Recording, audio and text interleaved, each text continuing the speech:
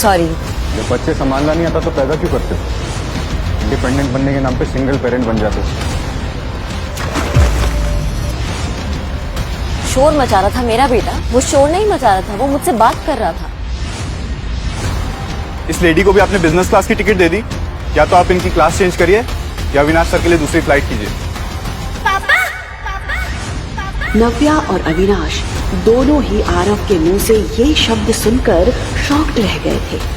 आखिर आरव ने अविनाश को पापा क्यों कहा? शर्म, मुझे शर्म आती है कहते हो कि तुम मेरी बेटी हो।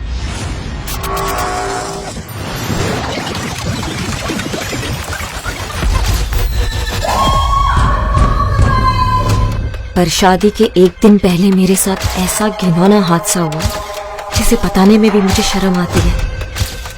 नव्या, तुमने क्या हालत बना रखी है? ये बिस्तर, ये कपड़े, ये टाई और दारू के नशे में तुम्हारी सारी असलियत सामने आ गई। 2 दिन में हमारी शादी है और तुम कल रात को किसी और के साथ। नहीं, अब तुम्हारे साथ शादी करने का कोई मतलब नहीं। सुहागरात तो हो गई पर दूल्हा बदल गया। क्यों किया तुमने ऐसे? क्यों किया? क्योंकि मुझे ऋषि की साली नहीं, घर वाली थी। अभी के अभी निकल जाओ उस घर से। सेना परिवार से तुम्हारा कोई रिश्ता नहीं। 9 महीने बाद मैंने एक बेटे को जन्म दिया और मेरी मुश्किलें यहाँ खत्म नहीं होने वाली थी। सॉरी। इस लेडी को भी आपने बिजनेस क्लास की टिकट दे दी। या तो आप इनकी क्लास चेंज करिए या अविनाश सर के लिए दूसरी फ्लाइट कीजिए। एक्सक्यूज मी, क्या कहना चाहते हैं आपके सर? शोर मचा रहा था मेरा बेटा, वो शोर नहीं मचा रहा था, वो मुझसे बात कर रहा था। पापा, पापा, पापा।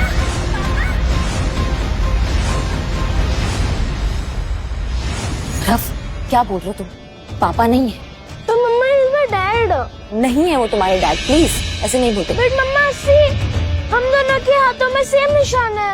एक जैसा निशान देखकर अविनाश और नव्या भी हैरान रह गए। ऐसे सेम निशान होने से कोई किसी का पापा नहीं होता आज।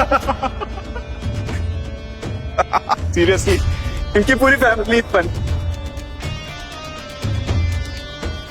जहां अविनाश के दिल पर आरव की मासूमियत छप गई थी, वहीं नव्या ने तुरंत आरव के हाथ से अविनाश का हाथ छुड़ाया और उसे अपनी तरफ कर लिया।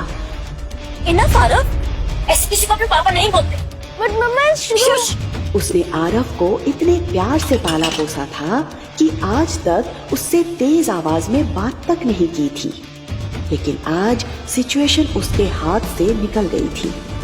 उसके हिसाब से पापा बोलकर ना सिर्फ आरव ने अविनाश को हंसने का मौका दिया था, बल्कि नव्या के वो 6 साल पुराने जख्म भी ताजा कर दिए थे। अविनाश को ऐसा लग रहा था कि नव्या की लाइफ में जो भी पर्सनल इश्यूज हैं, उसकी वजह से आरव के दिल पर बुरा असर पड़ रहा है और ये बात उसे जरा भी अच्छी नहीं लग रही थी। जब बच्चे संभालना नहीं आता तो पैदा क्यों करते हो? इंडिपेंडेंट बनने के नाम पे सिंगल पेरेंट बन जाते हो। कभी सोचा बच्चे पे क्या असर पड़ेगा? ये बात नव्या को बहुत बुरी लगी। आज किसी ने उसकी पेरेंटिंग पर सवाल उठा दिया था। तुम्हारी हिम्मत।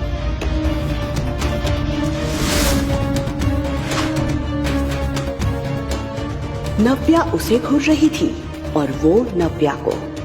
इससे पहले कि वो कुछ कहता, नव्या ने आरव का हाथ पकड़ा और वहाँ से गुस्से में निकल गई। अविनाश को यकीन नहीं हो रहा था कि आज किसी लड़की ने उसके मुंह पर पानी फेंका था।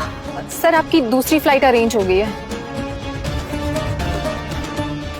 Let's go sir. उस लड़की की फिक्र मत कीजिए, उसे मैं देख लूंगा। मैं इसी फ्लाइट में जाऊंगा, इसी लड़की के साथ ट्रैवल करूंगा। पता नहीं सर क्या सोच रहे, क्या करने वाले सर। सिक्योरिटी चेक इन के दौरान अविनाश बार बार नव्या को देखे जा रहा था, लेकिन नव्या अविनाश को नजरअंदाज करते हुए आगे बढ़ गई। कुछ घंटों बाद जब फ्लाइट चंडीगढ़ में लैंड हुई, तब तक नव्या सब कुछ भूल चुकी थी। इतने सालों बाद अपने शहर में पैर रखते वक्त उसे ऐसा लग रहा था जैसे उसकी लाइफ में फिर से सब कुछ बदलने वाला था। उसके अंदर एक खुशी थी अपने पापा से मिलने की। पापा आए होंगे ना मुझे लेने, मैसेज तो किया था मैंने उन्हें। सामने से ऋषि और कनिका उसी की तरफ बढ़ रहे थे। ऋषि कनिका के साथ? तो आगे तुम वापस। नव्या समझ गई थी कि कनिका ने वो सब कुछ हासिल कर लिया जो उसने चाहा था। ये लोग कौन है मम्मा? मम्मा? दीदी, ये तुम्हारा बेटा है? हाँ तो आपको कोई प्रॉब्लम? ओह, अब समझी। उस रात ऋषि को चीट करने के बाद तुम प्रेग्नेंट, और ये तुम्हारा बेटा है। कनिका ने ऋषि के लिए हर टूटी कड़ी को जोड़ दिया था। ऋषि को ये एहसास हो गया था कि आरव नव्या के धोखे की निशानी है। You cheat! तुम्हें शर्म नहीं आई इस बच्चे के साथ अपने घर आने पर? मैंने कोई चोरी नहीं की है। आरव मेरा बेटा है। देखा ऋषि, इसे इसकी गलती का बिल्कुल भी अफसोस नहीं। Leave it. इससे कोई भी सवाल करने का कोई मतलब नहीं है। याद है इसने पिछली बार क्या किया था? उसके बाद तो ये कोई भी शर्मनाक हरकत कर सकती है। आई एम श्योर ये बच्चा भी उसकी किसी हरकत का नतीजा होगा। इस बच्चे को मेरी आंखों के सामने से ले जाओ, वरना नहीं, मम्मी से दूर रहो। तुम लोग बैठ रही हो और मेरी मम्मी से बात भी मत करना।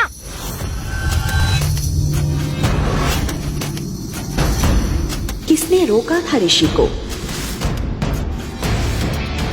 क्यों बुलाया था शेखर ने नव्या को वापस? आखिर कब तक रहेंगे अविनाश और नव्या इस सच से अनजान कि 6 साल पहले उन दोनों ने ही एक साथ रात बिताई थी। नव्या ने इस उम्मीद के साथ अपने शहर में वापस कदम रखा था कि शायद जो दुनिया 6 साल पहले उजड़ गई थी, अब उसे समेटने का टाइम आ गया था। लेकिन ऋषि और कनिका की बातें सुनकर उसे यकीन हो गया था कि वो शायद गलत थी। उस रात ऋषि को चीट करने के बाद तुम प्रेग्नेंट, और ये तुम्हारा बेटा है। इस बच्चे को मेरी आंखों के सामने से ले जाओ, वरना नहीं, मम्मी से दूर रहो। तुम लोग बैठ रही हो और मेरी मम्मी से बात भी मत करना।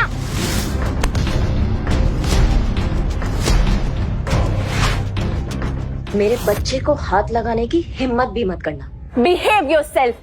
शायद तुम भूल रही हो कि तुम ऋषि शेखावत से बात कर रही हो, समझे? नो वंडर ये बच्चा इतना बदतमीज है। माँ के गुण है इसमें। ये सिखाया तुमने अपने बच्चे को? और एक सिंगल मदर से क्या उम्मीद कर सकते हैं? मम्मा को कुछ मत बोलना, आप गंदे हो। नव्या इसका मुंह बंद करो, वरना पिछली बार तुम्हारे बेटे पर हाथ उठाया था, इस बार तुम्हारे पे उठाना पड़ेगा। हाथ उठाकर तो दिखाओ। ये सुनते ही नव्या ने पीछे पलटकर देखा तो ये आवाज किसी और की नहीं बल्कि अविनाश आहूजा की थी। उसे देखकर नव्या शॉक्ड रह गई थी।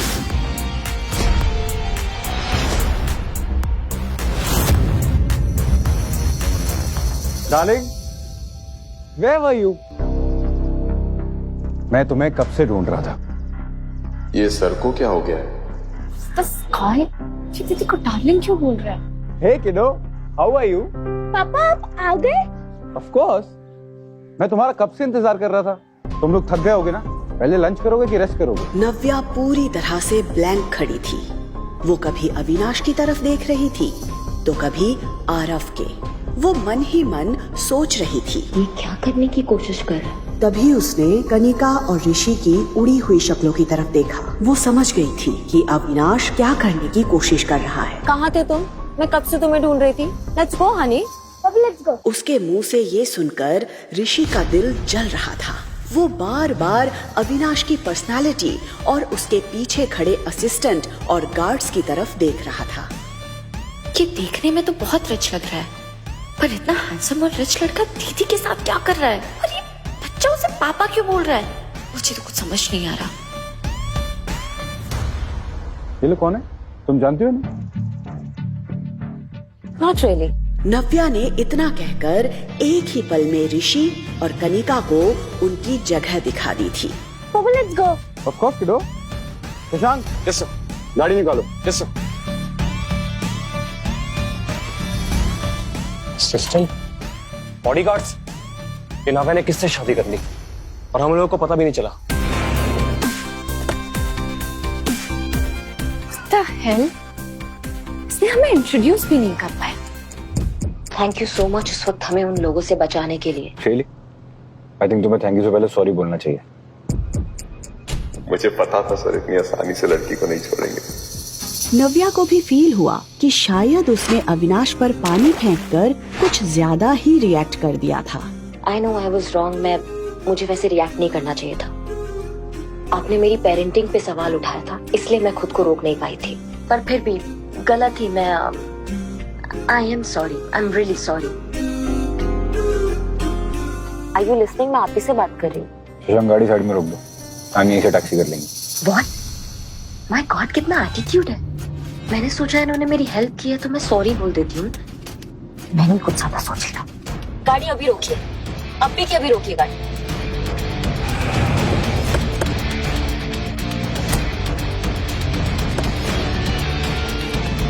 What's this? ये टैक्सी का फेयर, यहाँ तक लिफ्ट दिया ना, thank you so much. What the hell? ये लड़की समझती क्या अपने आप को? वो देख रहा था कि नव्या आरव का हाथ पकड़कर दूसरे टैक्सी का वेट कर रही थी। अविनाश का चेहरा देखकर शशांक को हंसी भी आ रही थी और उसे डर भी लग रहा था। वो अविनाश के गुस्से से अच्छे से वाकिफ था, इसलिए उसे पता था कि अविनाश ने इस वक्त अपने आप को कितना कंट्रोल किया हुआ था। अविनाश वहाँ से निकल जरूर गया था, लेकिन अभी भी उसके मन और दिमाग में नव्या और आरव की शक्ल घूम रही थी। इंटरेस्टिंग, कुछ तो है इस लड़की और इसके बेटे में। I don't know what, but there is something. Navya taxi रुकने का वेट कर ही रही थी कि तभी उसकी दादी का फोन आया।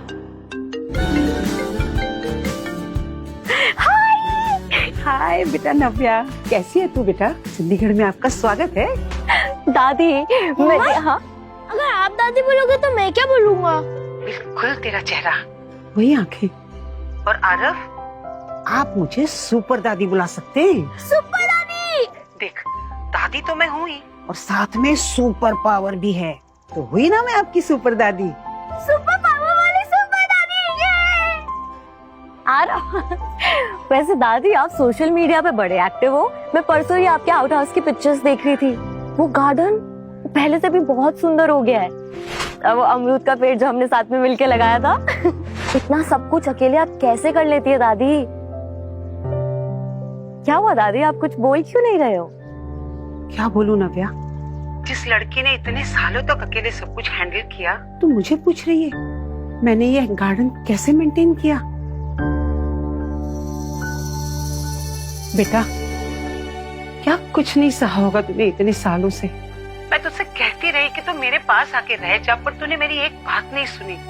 मेरा जी घबरा जाता है बेटा जब मैं सोचती हूँ कि तूने आरव को अकेले कैसे बड़ा किया। कैसे आती दादी मैं यहाँ? पापा ने घर से आप सबसे दूर भेज दिया था। निकल जाओ अभी के अभी इस घर से। सिन्हा परिवार से तुम्हारा कोई रिश्ता नहीं। और अगर पापा को मेरी प्रेगनेंसी के बारे में पता चलता तो पता नहीं वो कैसे रिएक्ट करते। और सच बताऊं तो दादी मैं आपको कोई प्रॉब्लम नहीं देना चाहती थी। तू मेरे लिए कोई प्रॉब्लम कभी भी नहीं खड़ी कर सकती। अरे मेरी तो आंखें तरस जाती हैं बेटा तुझे देखने के लिए। तो आ तो गई हूँ मैं अपनी दादी माँ के पास। बस आधे घंटे में आपके पास पहुँच जाऊंगी दादी। मैं बहुत एक्साइटेड हूँ। मुझे पापा को बताना है कि I missed him so much. Can't wait to meet him. ये सवाल सुनते ही दादी के चेहरे पर उदासी छा गई। उन्हें समझ नहीं आ रहा था कि वो नव्या को सच कैसे बताए। क्या हुआ दादी? नव्या, तेरे पापा।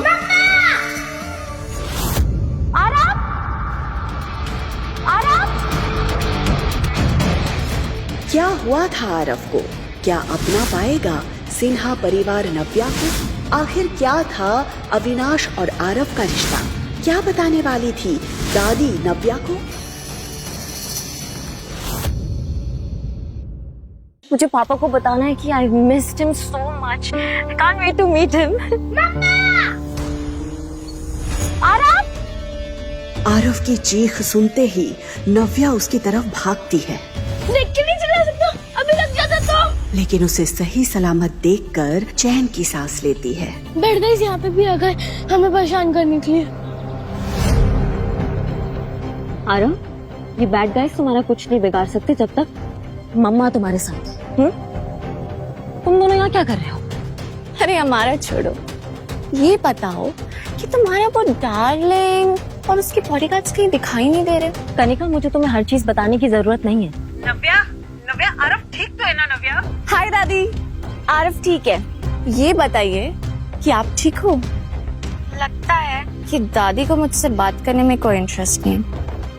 एनीवेज, तुम दोनों ने एयरपोर्ट पे कम तमाशा नहीं किया था, अब क्या लेने आए हो यहाँ पे? ओ हेलो, हमें भी आने का कोई शौक नहीं है। ये तो शेखर अंकल ने कहा इसलिए हमें आना पड़ा, वरना तुम्हें और तुम्हारे इस बदतमीज बेटे को मोहर नहीं जलते। बाय द वे, पापा ने तुम्हें घर बुलाया अभी। हम गाड़ी में वेट कर रहे हैं, आ जाओ। Let's go. आरव, तुम यहाँ साइड में खड़े रहो और हिलना मत, मैं बैग लेके आ रही हूँ। दादी, सुना आपने? पापा ने मुझे घर पे बुलाया। क्या लगता है आपको वो मुझे माफ कर देंगे ना? आरव को अपनाएंगे ना वो? दादी, क्या मुझे जाना चाहिए ना घर पे? दादी। दादी टेंशन में फोन कट कर देती है। नव्या इतनी उम्मीद से यहाँ आई है, जब उसे पता चलेगा कि शेखर उसे यहाँ क्यों बुलाया है तो उसका तो दिल ही टूट जाएगा। पर सच ज्यादा देर तक छुपेगा नहीं, इसलिए मुझे इसे सब कुछ बता देना चाहिए। तभी नव्या फिर से दादी को फोन करती है। हाँ नव्या बेटा। हाँ दादी, इस वक्त बेटा, शेखर ने तुझे यहाँ बिखरे रिश्तों को जोड़ने के लिए नहीं बुलाया। उसने तो तुझे कनिका और ऋषि की सगाई के लिए यहाँ बुलाया है। कुछ सेकंड्स के लिए नव्या इमोशनल जरूर हुई, लेकिन फिर उसने अपने आप को एक बार फिर समेट लिया। आखिर कनिका जीत ही गई। माफ कर दे मुझे मेरी बच्ची, मैं नहीं चाहती थी कि ये बात तुझे वहाँ जाकर पता चले, इसलिए मुझे तुझे बतानी पड़ी। देख बेटा, मैं जानती हूँ कि एक वक्त ऐसा था जब तू ऋषि से बेइंतहा प्यार करती थी।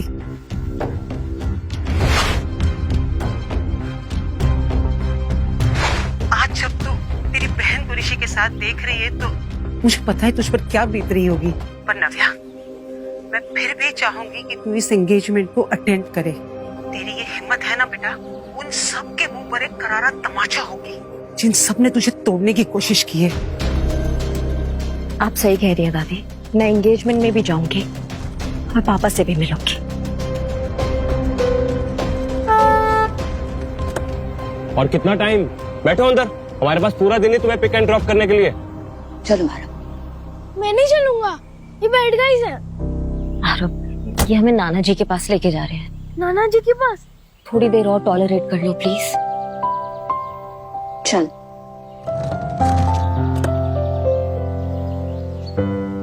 कुछ देर बाद जब गाड़ी सिन्हा पैराडाइज के सामने रुकी तो एक पल के लिए नव्या की सांसें थम गई। ये घर देखते ही उसे वो दिन याद आ गए जब वो यहाँ से आखिरी बार निकाली गई थी। निकल जाओ अभी की अभी इस घर से।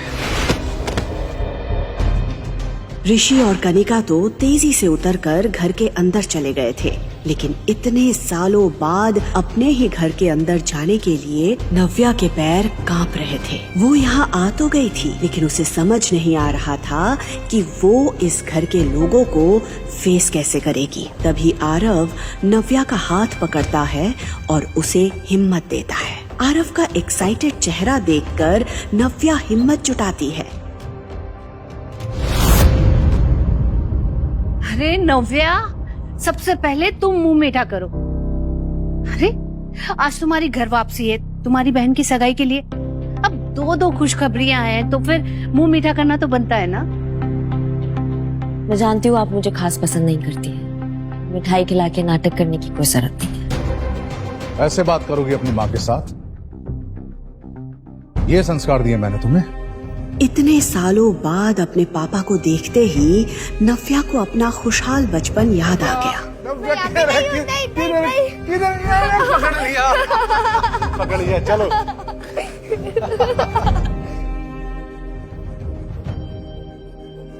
लेकिन इसके बाद शेखर ने जो कहा वो सुनकर उसके होश उड़ गए। पापा, तुम्हें यहाँ से मैंने दूर भेजा था ताकि तुम्हें अपनी गलती का एहसास हो सके, ताकि तुम सॉरी फील करो, अपनी हरकतों पे शर्मिंदा हो सको, ताकि ये। पापा क्या कह रहे हैं आप? आरव मेरा बेटा है। तो रखो अपने पास। इस नाजायज औलाद को तुम्हारी मेरे पास लाने की हिम्मत कैसे हुई? पापा please stop it. You stop now. तुम्हें क्या लगा था कि तुम इस बच्चे को लेकर यहाँ पर आओगे और मेरा मन इसे देख के पिघल जाएगा? मैं इसे देखकर सब कुछ भूल जाऊंगा वो बेइज्जती जो मेरी तुम्हारे कारण हुई थी। Dad dad please calm down. चलिए आइए बैठिए। प्लीज जोर से मत बोलिए डैड, आपका बीपी बढ़ जाएगा। बैठिए।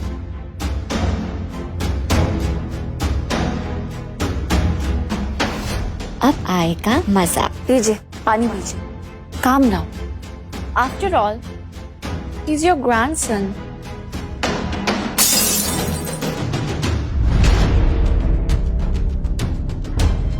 ये मेरा ग्रैंडसन नहीं है और ना ही कभी हो सकता है। लेना परिवार इस बच्चों को कभी एक्सेप्ट नहीं करेगा नव्या। ये बात तुम जिंदगी भर मत भूलना। नव्या समझ गई थी कि इतने सालों में शेखर के मन में उसके लिए नफरत का बीज और भी गहरा हो गया था और बची कुची कसर शिखा और कनिका पूरी कर रहे थे। तो मैं भी यहाँ पे अपने बच्चे को एक्सेप्ट करने की गुहार लेकर नहीं आई हूँ। मैं यहाँ एंगेजमेंट अटेंड करने आई हूँ। वो अटेंड करूंगी और यहाँ से चली जाऊंगी। करो, बिल्कुल करो।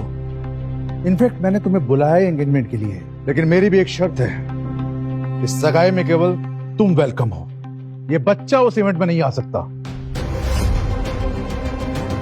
और मैं तुम्हारी वजह से और बेइज्जती सहन नहीं कर सकता। तो ठीक है, ये एंगेजमेंट आप सबको ही मुबारक हो। Congratulations Kanika and Rishi.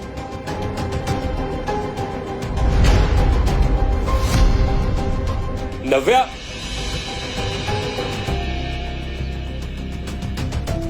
Aarav cab आ गई है, वहां पे वहां जाके बैठो, मम्मा आ रही है। नव्या, अब क्या है? कुछ बच गया है क्या? अंदर जो हुआ, एयरपोर्ट पे जो हुआ, क्या वो कम था क्या जो अभी भी कुछ कहने आ गए हो मेरे पीछे? तुम्हें जरा भी नजर नहीं आ रहा कि अगर तुम्हें फिर से अपनाना चाहता है, बस तुम्हें अपनी जिद छोड़नी है। जिद नहीं, वो मेरा बेटा मुझसे छोड़ने के लिए कह रहे हैं। डू यू इवन रियलाइज उसका मतलब क्या होता है? मेरा बेटा। मैं भी किससे बात कर रही हूँ? Forget it. तुम्हें इतना लगाव क्यों इस बच्चे से? ये उसी का बच्चा है ना जो एयरपोर्ट पर आया था, या किसी और का? तुम ये सवाल क्यों कर रहे हो? तुम्हें क्या फर्क पड़ता है अब इस बात से? तुम तो करने जा रहे हो ना अपनी नई जिंदगी की शुरुआत। सो बी हैप्पी। यहाँ पे एक तो तुमने मुझे चीट किया, सब कुछ छोड़ के यहाँ से चली गई और एटीट्यूड ऐसे दिखा रहे हो जैसे ये मेरी गलती है। तुम्हें क्या पता कि उस रात क्या हुआ था, किसने चीट किया, किसने नहीं चीट किया? और मुझे अब तुम्हें कोई सफाई नहीं देनी है, मुझे तुमसे बात ही नहीं करनी है। लेकिन मुझे बात करनी है। क्या बात करनी है? क्या बात करनी है तुम्हें? तुम्हें पता भी है कि उस रात मेरे साथ क्या हुआ था? तुम्हें पता भी है कि मुझे किसने फंसाया था? क्यों हुआ था मेरे साथ वो सब? कुछ भी नहीं पता है, कुछ भी नहीं पता तुम्हें। लेकिन अब भूल जाओ, अभी सब भूल जाओ। अभी तुम अपने फियांसे कनिका के साथ एकदम खुश रहो। To be honest, you both deserve each other. Navya, क्या कहना चाहती हो तुम? बोलो, क्या हुआ था उस रात? क्या नव्या बता देगी ऋषि को कनिका का सच? मुझे पता है कि आपने कुछ भी नहीं किया है, क्योंकि जो कुछ भी किया है वो तो मैंने किया। कल रात में जिस कमरे में तुम थी, उस कमरे में ऋषि नहीं, कोई और था। और मैंने ये सब इसलिए किया क्योंकि अगर कोई ऋषि से शादी करेगा तो वो मैं होंगी। क्या हो पाएगी कनिका और ऋषि की सगाई?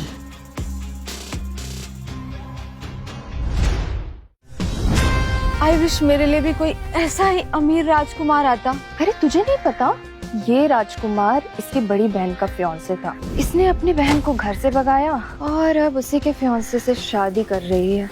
अरे मिस्टर सिन्हा, ये ऋषि शेखावत वही है ना जिसके साथ आपकी बड़ी बेटी की शादी होने वाली थी? उसकी पर्सनैलिटी के आगे कनिका कभी दिखाई नहीं दी, इसीलिए तो जलती है कनिका अपनी बड़ी बहन से। नव्या का तो और ही कुछ अलग है। मेहमानों के बीच हो रही बातों से शेखर का खून खौल रहा था कि तभी नव्या के आते ही सिन्हा परिवार के होश उड़ जाते हैं।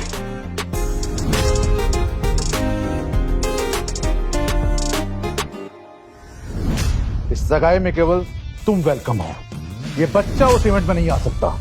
तो ठीक है, ये एंगेजमेंट आप सबको ही मुबारक हो। नव्या अपने पापा से मिलने जरूर आई थी, पर उसे ये एहसास हो गया था कि अब उसे इस परिवार से दूर ही रहना चाहिए। ऋषि ने नव्या से उस रात के बारे में बात करनी शुरू कर दी। ये उसी का बच्चा है ना जो एयरपोर्ट पर आया था, या किसी और का? तुम्हें क्या फर्क पड़ता है अब इस बात से? तुम्हें पता भी है कि उस रात मेरे साथ क्या हुआ था? तुम्हें पता भी है कि मुझे किसने फंसाया था?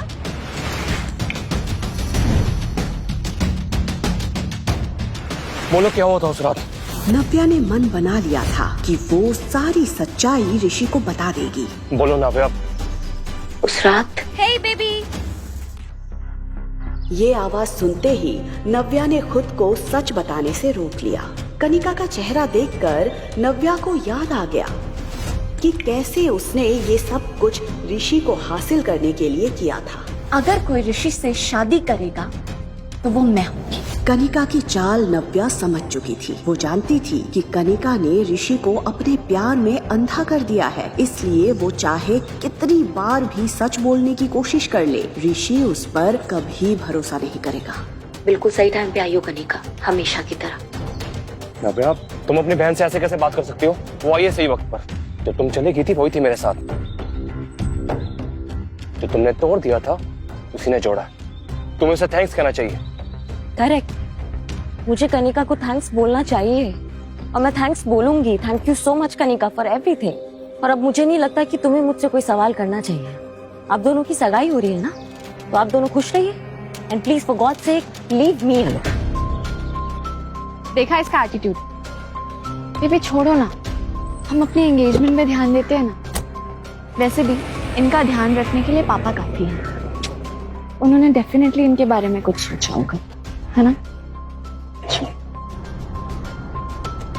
इस नाजायज औलाद को तुम्हारी मेरे पास लाने की हिम्मत कैसे हुई? ये मेरा ग्रैंडसन नहीं है और ना ही कभी हो सकता है। सगाई में केवल तुम वेलकम हो, ये बच्चा उस इवेंट में नहीं आ सकता। मम्मा, नानू नहीं चाहते हैं ना तुम पार्टी में आओ? मेरा बच्चा। उसकी उम्र भले ही कम थी, लेकिन उसे ये तो समझ आ ही गया था कि उसे यहाँ पर दादी के अलावा और कोई भी पसंद नहीं कर रहा था। उसकी ये फीलिंग देखकर नव्या के दिल के टुकड़े हो गए थे। क्या कभी ऐसा हुआ है कि मम्मा अपने बच्चे के बिना किसी पार्टी में गई हो? नानू थोड़ा गुस्से में थे ना, इसलिए उन्होंने ऐसे कह दिया। लेकिन तुम हमेशा एक बात ध्यान रखना, मम्मा कहीं भी जाएगी अपने बच्चे के साथ जाएगी। चॉकलेट? नव्या ने आरव को तो बहला दिया था, लेकिन उसके मन में अभी भी उथल पुथल मची हुई थी। एक तरफ उसे अपने परिवार की नफरत झेलनी थी और दूसरी तरफ उसे आरव के कोमल मन का ध्यान भी रखना था। बस जल्दी से ये 1-2 दिन निकल जाए, फिर मैं अपने बच्चे को लेके अपनी दुनिया में चली जाऊंगी। नव्या आरव को लेकर अपने दादी के घर पहुंची। दादी ने नव्या और आरव को ढेर सारा प्यार दिया, जो वो अपने पापा से एक्सपेक्ट कर रही थी। आज एंगेजमेंट पार्टी थी। ऋषि शेखावत और कनिका सिन्हा की सगाई होने वाली थी। इस पार्टी में देश के बड़े बड़े बिजनेसमैन भी शरीक होने वाले थे। उनमें से एक था मिस्टर आलूवालिया। उनकी उम्र 45 साल की थी। शेखर अंकल, आपने मुझे बुलाया? यस, अंदर आओ। और ये क्या अंकल अंकल लगा रखा है? कॉल मी डैड बेटा। ऋषि, आज का दिन मेरे लिए बहुत इंपॉर्टेंट है। ये शादी एक शादी नहीं, बल्कि हमारे फैमिली बिजनेस को मजबूत करने का तरीका भी है। आज मैं तुम्हें अपनी सबसे प्रीशियस डॉटर देने जा रहा हूँ। आई होप कि तुम उसका अच्छे से ख्याल रखोगे। आप बेफिक्र रहिए डैड, मैं कनिका का अच्छे से ख्याल रखूंगा। आज पार्टी में कुछ खास गेस्ट आने वाले हैं। मिस्टर आलूवालिया, उनसे मिलने कई लोग आएंगे। बड़ी मुश्किल से वो यहाँ आने के लिए राजी हुए हैं। और तुम तो जानते हो कि उनसे रिश्ता बनाने के लिए लोग बस एक मौका ढूंढते हैं, और आज की पार्टी में उन्हें ये मौका मिल जाएगा। ध्यान रहे, उन्हें किसी भी तरह की कोई दिक्कत नहीं होनी चाहिए। श्योर। आज पार्टी में नव्या भी आने वाली है। आपको लगता है वो आएगी? आएगी, जरूर आएगी। मैंने उसे बुलाया है, वो मेरी बात टाल नहीं सकती। इनफैक्ट मेरे एक फोन कॉल पे वो भागते हुए चंडीगढ़ आ गई। वो पार्टी में जरूर आएगी। I know. आज वो कोई प्रॉब्लम ना क्रिएट करे। कनिका आज खुशी से फूली नहीं समा रही थी। उफ, सच ए ड्रीमी एंट्री। आई विश मेरे लिए भी कोई ऐसा ही अमीर राजकुमार आता। ऐसा राजकुमार पाने के लिए ना बड़ा चालाक बनना पड़ता है। क्या मतलब? अरे तुझे नहीं पता, ये राजकुमार इसकी बड़ी बहन का फियांसे था। इसने अपनी बहन को घर से भगाया और अब उसी के फियांसे से शादी कर रही है। अरे हाँ, सालों हो गए नव्या को देखे हुए। इस सिन्हा परिवार ने ना जाने कहाँ गायब कर दिया उसे। अरे मैंने तो सुना था 6 साल पहले नव्या और ऋषि की शादी होने वाली थी, पर अचानक क्या हो गया, कहाँ चली गई? ये शिखा ने भी तो वैसा ही किया था। शादीशुदा मिस्टर सिन्हा को उनकी वाइफ से दूर करके खुद उनसे शादी कर ली थी। क्या पता इसकी बेटी कनिका ने भी बेचारी नव्या के साथ वैसा ही कुछ किया हो। आज अगर वो होती, इस कनिका की तरफ कोई देखता भी नहीं। उसकी पर्सनैलिटी के आगे कनिका कभी दिखाई नहीं दी, इसीलिए तो जलती है कनिका अपनी बड़ी बहन से। नव्या का तो और ही कुछ अलग है। मेहमानों के बीच कनिका और नव्या को लेकर कंपैरिजन की बातें हो रही थी। अरे मिस्टर सिन्हा, आपकी बड़ी बेटी दिखाई नहीं दे रही, कहाँ है वो?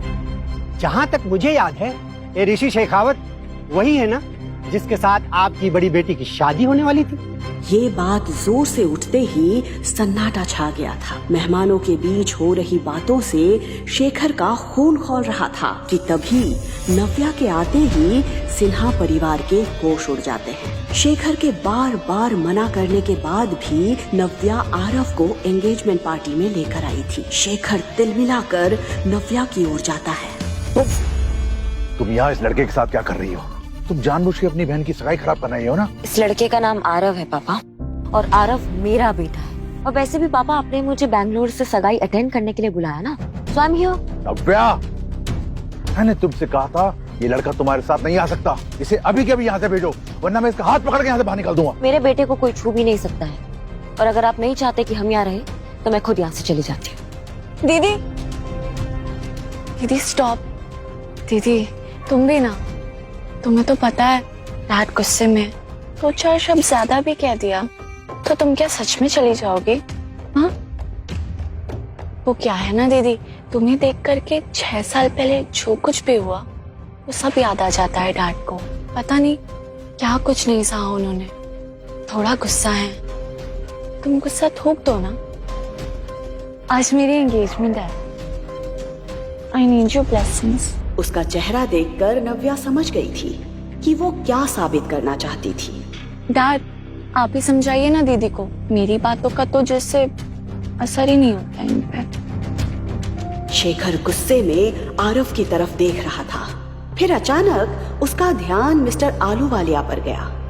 उसने अपने दिमाग को ठंडा किया। ठीक है, तुम रुक सकती हो, लेकिन एक किनारे चुपचाप खड़ी रहना।